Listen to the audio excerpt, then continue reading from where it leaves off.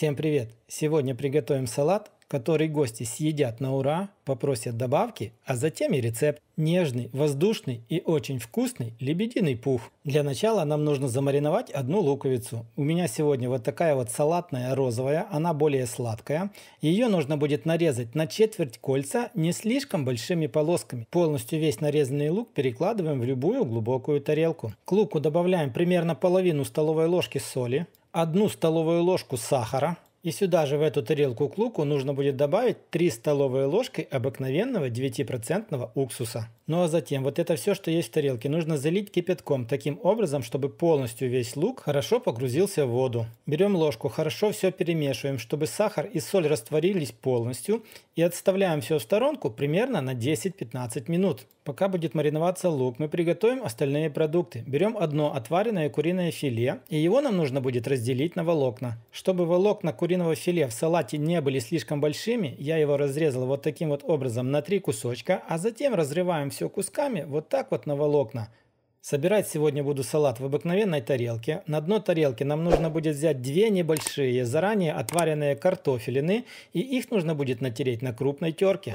Первый слой из натертой картошки хорошо выравниваем, делаем равномерный слой, и от края тарелки нужно будет отступить небольшое расстояние. Смотрите, когда вы будете собирать салат дальше, ваш салатик будет равномерно и постепенно приближаться к краю тарелки. Слой из картошки нужно будет посолить и поперчить, и накрываем вот это все сеткой из майонеза. Следующий слой мы будем делать из маринованного лука. Нужно будет сделать так, чтобы убрать полностью всю жидкость, в которой мы его мариновали. Ну а после выравнивания слоя из лука накрываем его небольшой сеткой из майонеза. Следующий слой мы будем делать из куриного филе. Наверх отправляем полностью все филе, которое вы заготовили, и старайтесь его распределить так, чтобы он уже немножко залазил на слой с картошкой, так сказать, уже расширивался в диаметре. Этот слой красиво и равномерно выровняйте. Лучше всего это делать вилкой.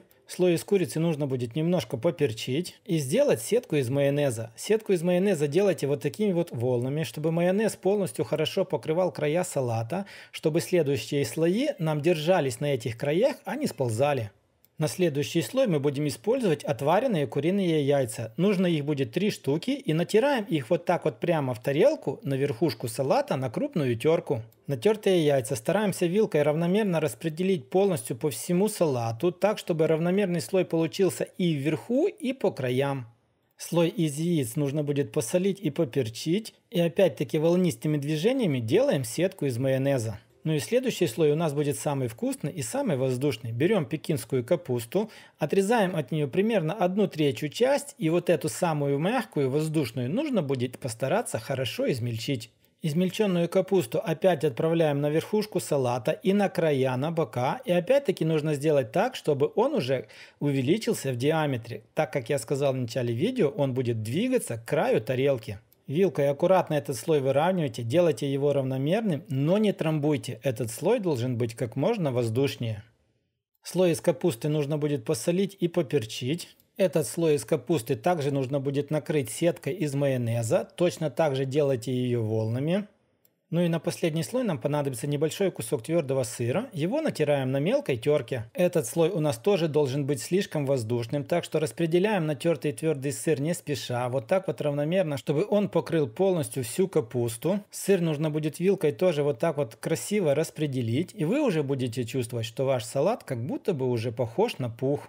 Далее салату нужно будет дать хотя бы час настояться, но непосредственно перед подачей его нужно будет украсить. Чтобы верхушка салата не была нам слишком сухой, я буду делать такую же сетку из майонеза. По кругу салата я сделаю такую как будто бы корону из мелко нарезанного укропа. Ну что ж, друзья, на этом приготовление салата подошло к концу. Салат получился вот таким вот красивым, воздушным, очень-очень вкусным. Я уверяю, что если ваши гости его попробуют, обязательно попросят добавки, а уходя домой, обязательно у вас попросят рецептик. Ну а если вам понравился ролик, обязательно поделитесь им с друзьями, поставьте лайк. Ну а мы с вами встретимся, как всегда, в новых видео на канале Аппетитная кухня.